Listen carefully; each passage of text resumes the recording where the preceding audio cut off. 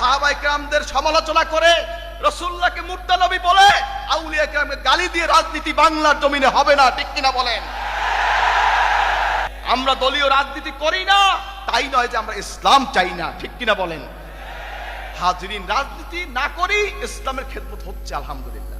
যারা রাজনীতি করতেছে করুক না, আমার আপত্তি আছে।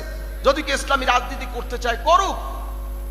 হাজরিন, যদি সঠিক আদর্শ আকীদা মোতাবেক রাসূল পাক সাল্লাল্লাহু আলাইহি ওয়াসাল্লাম, আল্লাহ, রাসূল, সাহাবায়ে কেরাম, আউলিয়া কেরাম তাদের উপরে সুধারণা নিয়ে কোরআন হাদিস ভিত্তিক যদি ইসলামী রাজনীতি কেউ করতে চায়, আমাদের কোনো দ্বিমত থাকবে না।